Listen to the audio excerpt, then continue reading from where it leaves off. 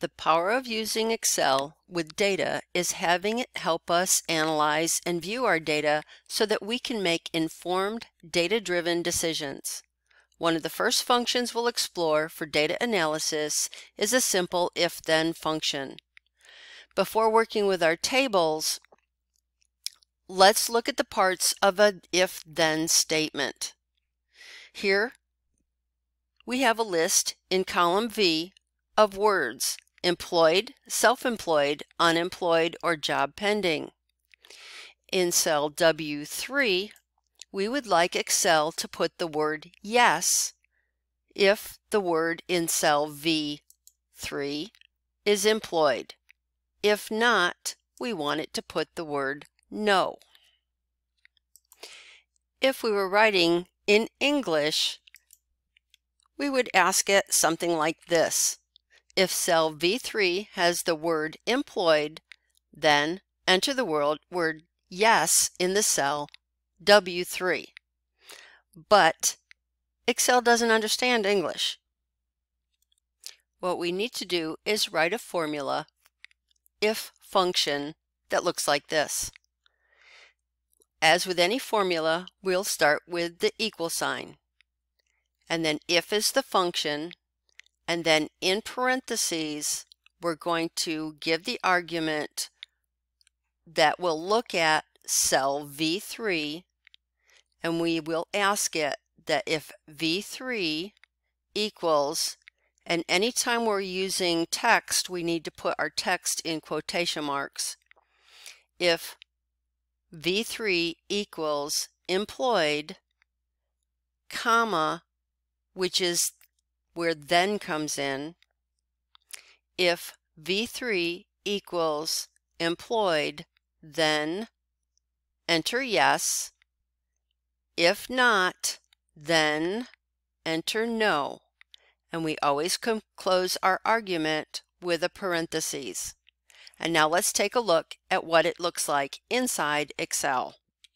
Making sure we start in the cell where we want Excel to put the resulting data, we begin with our equal sign.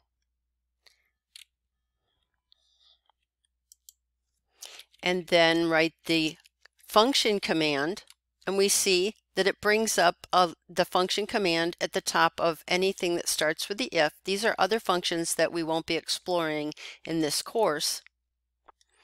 But if checks whether a condition is met and returns a value, true or false. So we've put our equal if, and now we'll begin with the parentheses. And where are we expecting Excel to look? In the V3 location. And if in V3 it equals, and again being text, we have to put quotes around it, employed, then write yes. If not, write no. And whenever you have a beginning parentheses, you need to close it. And now when we select enter,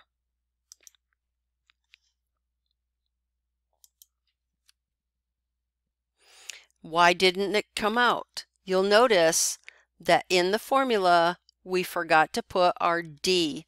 It has to be exact. When we correct our formula and now hit the enter key, it gives us a yes. And as with all formulas, we can use our handlebar to fill down. And Excel's done the work for us. With this highlighted, we can also use our conditional formatting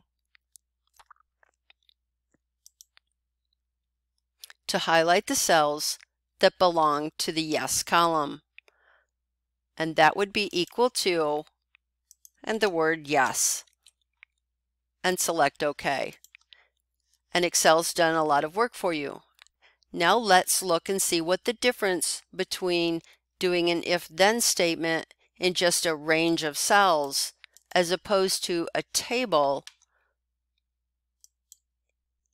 First, we'll insert a table column in between employment status and last date.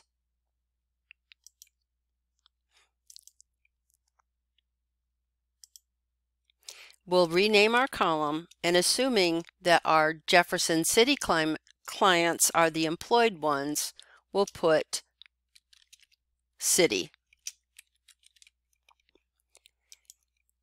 And again, starting in the cell where we want the designation to land, we'll start our argument. When we do the equal if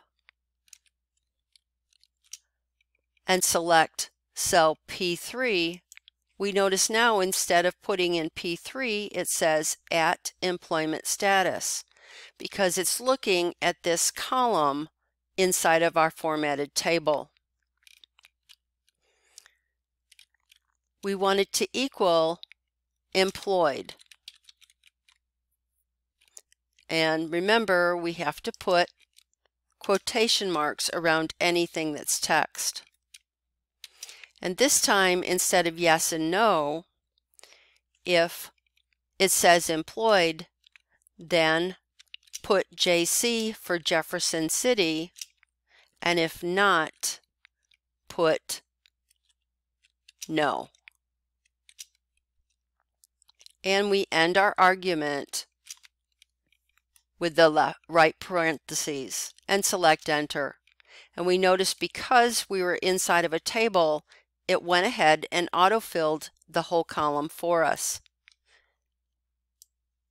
And we can highlight conditional format